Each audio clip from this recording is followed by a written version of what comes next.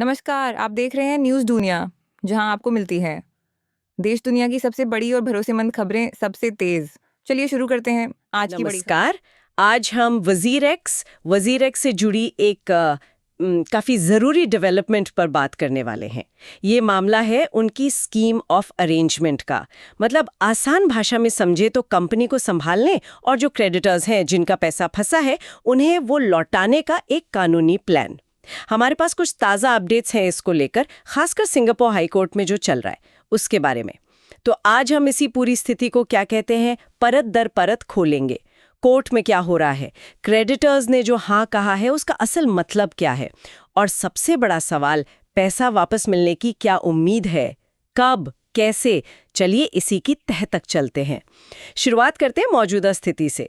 तो खबर यह है कि कोर्ट के कहने पर दोबारा वोटिंग हुई और करीब 95% क्रेडिटर्स ने प्लान को हाँ बोल दिया है। ये तो बहुत बड़ा नंबर है। हाँ बिल्कुल, 95% से ज्यादा क्रेडिटर्स का समर्थन मिलना ये यकीनन एक बहुत बहुत महत्वपूर्ण पड़ाव है। ये दिखाता है कि ज्यादातर लेनदार, मतलब जिनका पैसा वजीर एक्स के पास है, वो कंपनी की इस योजना से सहमत हैं। लेकिन हाँ, यहाँ ये समझना जरूरी है कि ये प्रक्रिया का अंत नहीं है। ये बस क्रेडिटर्स की तरफ से एक जरूरी हाँ है। कोर्ट की अपनी एक पूरी प्रक्रिया है, वो अभी बाकी है। आपको याद होगा, कोर्ट ने वजीर एक्स को 16 सितंबर तक एक तरह की मोहलत दी थी, कानूनी सुरक्षा। अच्छा, तो मतलब उस दौरान कोई और केस नहीं कर सकता था उन पर? हाँ बिल्कुल, ताकि ये स्कीम वाली प्रक्रिया शांति से आगे बढ़ सके। अच्छा, तो 95% लोगों के हाँ कहने के बाद भी मतलब कोर्ट की मंजूरी अभी बाकी है। मुझे लगा था कि भाई जब लेनदार ही राजी हैं तो कोर्ट क्यों रोकेगा? क्या ये सिर्फ एक फॉर्मेलिटी नहीं है? इसमें असल में क्या पेच फंस सकता है? ये एक आम धारणा है, लेकिन देखिए, कोर्ट का रोल सिर्फ वोट गिनना नहीं है। क्रेडिटर्स की सहमति जरूरी है, सबसे जरूरी है, पर कोर्ट को ये पक्का करना होता है कि पूरी प्रक्रिया कानूनी तौर पर सही हो और सबके लिए निष्पक्ष भी हो, फेयर हो। कोर्ट ये देखेगा कि क्या सभी क्रेडिटर्स को योजना की पूरी जानकारी ठीक से टाइम पर मिली। कहीं ऐसा तो नहीं कि किसी छोटे क्रेडिटर के हितों का ध्यान नहीं रखा गया। क्या ये जो प्लान बना है ये वाकई प्रैक्टिकल है, चल भी पाएगा? इन्हीं सब चीजों की जांच के लिए अब कोर्ट ने एक्सपर्ट एफिडेविट्स, मतलब विशेषज्ञों के हलफनामे जमा करने को कहा है, और इसके लिए 19, 22 और 26 सितंबर की तारीखें तय हुई हैं। ये एक्सपर्ट एफिडेविट्स ये क्या करेंगे? मतलब इनमें क्या लिखा होगा? कौन होते हैं ये एक्सपर्ट? हाँ, तो इन हलफनामों में विशेषज्ञ अपनी राय देंगे। जैसे कोई फाइनेंस का एक्सपर्ट बताएगा कि वजीर एक्स जो पेमेंट प्लान बता रहा है, क्या वो फाइनेंशियली मुमकिन है। कोई कानून का जानकार देखेगा कि क्या ये स्कीम सिंगापुर के कानूनों का पूरी तरह पालन करती है। हो सकता है कोई टेक्नोलॉजी एक्सपर्ट ये बताए कि जो टोकन बांटने का तरीका बताया जा रहा है वो टेक्निकली कितना सही है।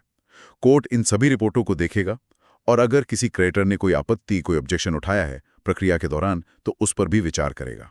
इन सब की बारीकी से जांच होगी। उसके बाद ही कोर्ट अपनी फाइनल मंजूरी, जिसे सैंक्शन कहते हैं, वो देगा। तो ये सिर्फ फॉर्मेलिटी नहीं है, ये एक गहरी जांच है। समझ गए, मतलब कोर्ट पूरी तरह से संतुष्ट होना चाहता है।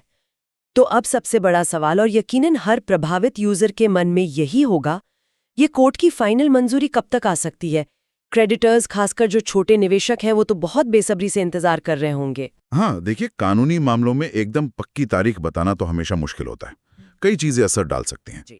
लेकिन अगर सब कुछ प्लान के हिसाब से चलता है, मतलब सारे एक्सपर्ट एफिडेविट्स टाइम पर जमा हो जाते हैं, उनमें कोई बड़ी गड़बड़ नहीं निकलती, और कोई ऐसी बड़ी आपत्ति भी सामने नहीं आती जिस पर लंबी सुनवाई करनी पड़े, तो एक अच्छी संभावना है कि सितंबर के आखिरी हफ्ते तक कोर्ट अपना फैसला सुना सकता है। और अगर कोई देरी हुई तो? मान लीजिए किसी एक्सपर्ट की रिपोर्ट पर ही सवाल उठ गए, या किसी ग्रुप ने कोई नई सीरियस आपत्ति लगा दी, तब क्या होगा? हाँ, ऐसी सूरत में देरी हो सकती है बिल्कुल।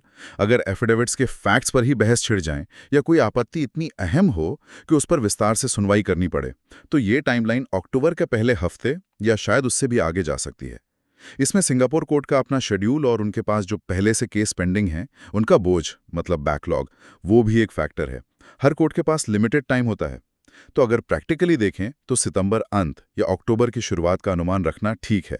लेकिन हाँ, थोड़ी अनिश्चितता तो बनी रहेगी। खासकर जब मामला इतना पेचीदा हो, इतने सारे लोगों का पैसा जुड़ा हो, तो ऐसी अनिश्चितता वो नॉर्मल है। ये अनिश्चितता ही शायद यूजर्स के लिए सबसे मुश्किल चीज़ है। खैर, चलिए उम्मीद करते हैं कि मंजूरी जल्दी मिल जाए। लेकिन मंजूरी के बाद असली काम शुरू होगा, पैसा वापस मिलने का। वजीर एक्स ने इसके बारे में क्या बताया है? क्या मंजूरी मिलते ही सबके अकाउंट में पैसे या टोकन आ जाएंगे? वजीरेक्स ने जो जानकारी अभी तक दी है उसके मुताबिक कोर्ट का जो फॉर्मल ऑर्डर आएगा, सैंक्शन ऑर्डर, उसके मिलने के 10 कामकाजी दिनों के अंदर, वर्किंग डेज के अंदर, वो डिस्ट्रीब्यूशन मतलब फंड्स या टोकन वापसी की प्रक्रिया शुरू करने का प्लान कर रहे हैं। यहाँ कामकाजी दिन पर ध्यान देना जरूरी है। इसमें शनिवार, रविवार और सिंगापुर की पब्लिक हॉलीडेज शामिल नहीं होंगी।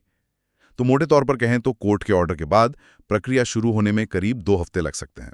और क्या ये प्रक्रिया शुरू होते ही, मतलब जैसे ही बटन दबेगा, सबके अकाउंट में क्रेडिट दिखने लगेगा? सभी यूजर्स को एक साथ मिल जाएगा? जो जानकारी अभी तक है उसके हिसाब से ऐसा शायद नहीं होगा। डिस्ट्रीब्यूशन संभवतः फेज्ड मैनर में, मतलब चरणबद्ध तरीके से किया जाएगा। इसका मतलब है इसे कई फेज में बांटा जा सकता है। हो सकता है उदाहरण के लिए पहले उन यूजर्स को पेमेंट मिले जिनके क्लेम छोटे हैं, या जिनका केवाईसी वेरिफिकेशन पूरी तरह से अपडेटेड है उन्हें पहले मिल जाए, या शायद कुछ खास तरह के टोकन पहले वापस कर दिए जाएं और बाकी बाद में, या जो बड़े क्लेम वाले यूजर्स हैं उनको अलग अलग किश्तों में मिले। वजीरेक्स ने अभी तक इसका कोई डिटेल्ड रोड मैप या क्रम जारी नहीं किया है कि पहले किसे मिलेगा बाद में किसे। ये एक और अनिश्चितता है जिसका जवाब अभी मिलना बाकी है। और यहीं पर एक और बहुत बड़ा, शायद सबसे पेचीदा सवाल खड़ा होता है वैल्यूएशन का। चलिए मान लिया डिस्ट्रीब्यूशन शुरू हो गया, लेकिन मिलेगा कितना, किस कीमत पर वापसी होगी?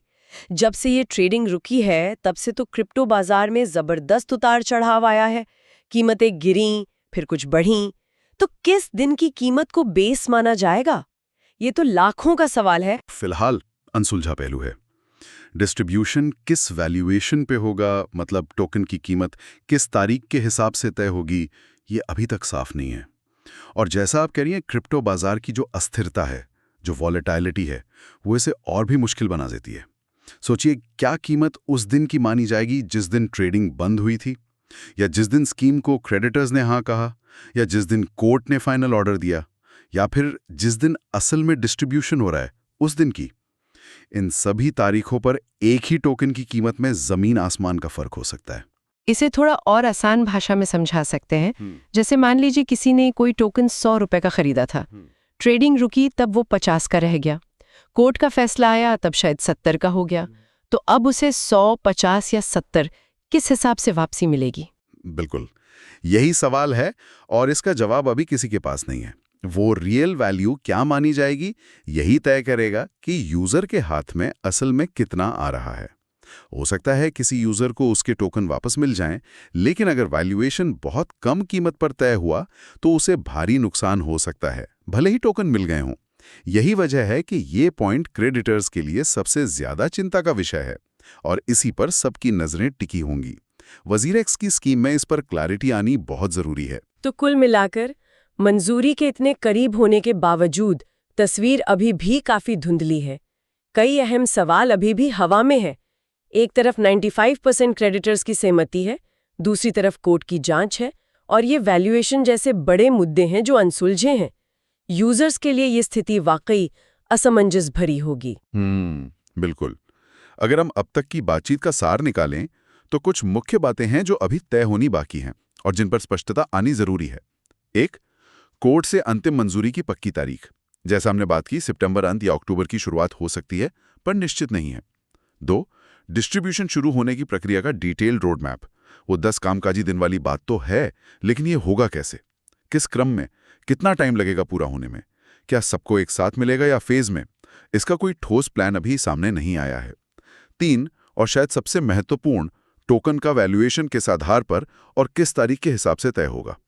ये वो $1 मिलियन या शायद $1 बिलियन सवाल है जिसका जवाब मिलना बाकी है, और ये यूजर्स की फाइनल रिकवरी पर सीधा असर डालेगा। और इन्हीं अनिश्चितताओं के बीच यूजर्स को धैर्य बनाए रखना पड़ रहा है। ये इंतज़ार यकीनन बहुत मुश्किल होता होगा, खासकर जब आपकी मेहनत की कमाई फंसी हो। चिंता और बेचैनी तो स्वाभाविक है। निश्चित रूप से किसी भी निवेशक के लिए ये एक तनावपूर्ण स्थिति है। तो इन मौजूदा हालात को देखते हुए जो प्रभावित यूजर्स हैं उन्हें क्या करना चाहिए? इस अनिश्चितता के दौर में उन्हें किन बातों पे ध्यान देना चाहिए? कोई प्रैक्टिकल सलाह? देखिए, स्थिति जटिल है, लेकिन कुछ चीजें हैं जो यूजर्स अपने लेवल पर कर सकते हैं और ध्यान रख सकते हैं। जो जानकारी है उसके आधार पर कुछ सुझाव हैं। पहला, और ये सबसे जरूरी है, सिर्फ और सिर्फ वजीर एक्स के ऑफिशियल कम्युनिकेशन चैनल्स, जैसे उनका ब्लॉग, ऑफिशियल ईमेल या ऐप नोटिफिकेशन। और अगर मुमकिन हो तो सिंगापुर कोर्ट की वेबसाइट पर जो अपडेट्स आते हैं उन्हीं पर भरोसा करें। सोशल मीडिया, व्हाट्सएप ग्रुप या कहीं और से सुनी सुनाई बातों पर बिल्कुल यकीन न करें। दूसरा, इसी से जुड़ा है, किसी भी तरह की अफवाहों मतलब र्यूमर्स या झूठी खबरों, फेक न्यूज़ से खुद को बचाएं। ऐसी स्थितियों में गलत जानकारी बहुत तेजी से फैलती है। ये बेवजह डर या झूठी उम्मीदें पैदा कर सकती है। हमेशा जानकारी के सोर्स को वेरीफाई करें। तीसरा, ये एक बेहद प्रैक्टिकल कदम है। अभी तुरंत ये चेक करें कि वजीर एक्स पर आपकी रजिस्टर्ड ईमेल आईडी चालू है या नहीं, और आपकी केवाईसी डिटेल्स मतलब पहचान और पते के डॉक्यूमेंट्स पूरी तरह से अपडेटेड हैं। ऐसा हो सकता है कि डिस्ट्रीब्यूशन के टाइम आपसे ईमेल से कांटेक्ट किया जाए या कोई एक्स्ट्रा वेरिफिकेशन मांगा जाए। अगर आपके कॉन्टैक्ट डिटेल्स या केवाईसी पुरानी है तो आपको पैसा मिलने में बेवजह की देरी हो सकती है। इसे आज ही जांच लें। चौथा, थोड़ा ब्रॉडर पर्सपेक्टिव से देखें तो क्रिप्टो बाजार की जो सामान्य अस्थिरता है, वोलेटिलिटी, उसे हमेशा दिमाग में रखें इस पूरी वजीर एक्स सिचुएशन को देखते हुए। किसी भी क्रिप्टो एसेट, खासकर वजीर एक्स से जुड़े टोकन्स या दूसरे टोकन्स को खरीदने या बेचने का फैसला जल्दबाजी में न लें। अपने इन्वेस्टमेंट के फैसलों पर ठंडे दिमाग से सोचें और अगर जरूरत लगे तो किसी क्वालिफाइड फाइनेंशियल एडवाइजर से सलाह जरूर लें। भावनाओं में बहकर कोई कदम न उठाएं। ये वाकई बहुत ठोस और काम के सुझाव हैं।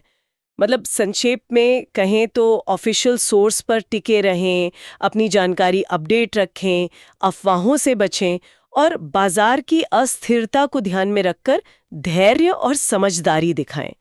लेकिन यहाँ एक सवाल ये भी उठता है कि क्या ये हमेशा प्रैक्टिकल होता है? कई बार कंपनियां खुद ही टाइम पर या पूरी ट्रांसपेरेंसी के साथ जानकारी नहीं देती। ऐसे में यूजर केवल ऑफिशियल अपडेट्स पर कैसे निर्भर रह सकता है? आपकी बात में दम है। ये एक वास्तविक चुनौती है। कई बार ऑफिशियल कम्युनिकेशन में देरी होती है या वो उतना साफ नहीं होता जितनी यूजर्स उम्मीद करते हैं। ये स्थिति को और निराशाजनक बना सकता है। फिर भी मौजूदा विकल्पों में ऑफिशियल चैनलों पर नजर बनाए रखना ही सबसे सुरक्षित तरीका है, भले ही उसमें कमियां हों। अनौपचारिक स्रोतों पर भरोसा करना ज्यादा जोखिम भरा हो सकता है। इसके साथ ही यूजर शायद अपने जैसे दूसरे प्रभावित लोगों के साथ मिलकर जानकारी साझा कर सकते हैं ऑनलाइन फोरम वगैरह पर, लेकिन वहां भी सोर्स की पुष्टि करना बहुत जरूरी है। ये एक कठिन संतुलन है, पर सावधानी बरतना जरूरी है। बिल्कुल सही। तो ये थी वजीर एक्स स्कीम ऑफ अरेंजमेंट से जुड़ी ताज़ा जानकारी और उसका एक विश्लेषण। हमने देखा कि कोर्ट की प्रक्रिया कहाँ तक पहुंची है, क्रेडिटर्स की मंजूरी के क्या मायने हैं, डिस्ट्रीब्यूशन को लेकर क्या उम्मीदें हैं और क्या अनिश्चितताएं हैं, और सबसे महत्वपूर्ण, यूजर्स को इस स्थिति में किन बातों का ध्यान रखना चाहिए। मुख्य बात यही निकल कर आती है कि प्रक्रिया आगे तो बढ़ रही है, जो एक पॉजिटिव साइन है, लेकिन मंजिल अभी थोड़ी दूर है और कुछ बड़े सवालों के जवाब मिलना बाकी है, खासकर वैल्यूएशन को लेकर। एकदम सही कहा आपने। प्रक्रिया चल रही है, लेकिन अंतिम परिणाम और उसकी जो बारीकियां हैं वो अभी सामने आना बाकी है। और जैसा कि हम इस चर्चा को समाप्त कर रहे हैं, मैं एक विचार छोड़ना चाहूंगा जिस पर शायद हम सभी को, खासकर भारतीय संदर्भ में, सोचने की जरूरत है।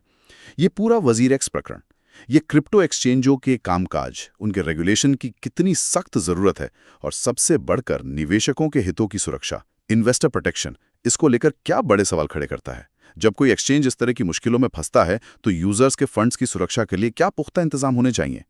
क्या हमारे पास जैसे बैंकिंग सिस्टम में होता है वैसी कोई गारंटी या बीमा योजना क्रिप्टो के लिए होनी चाहिए? ये सवाल इस खास स्कीम ऑफ अरेंजमेंट की चर्चा से थोड़े परे हैं, लेकिन भविष्य में ऐसी स्थितियों से बेहतर ढंग से निपटने के लिए इन पर विचार करना बेहद जरूरी है। वाकई ये बहुत ही महत्वपूर्ण सवाल है।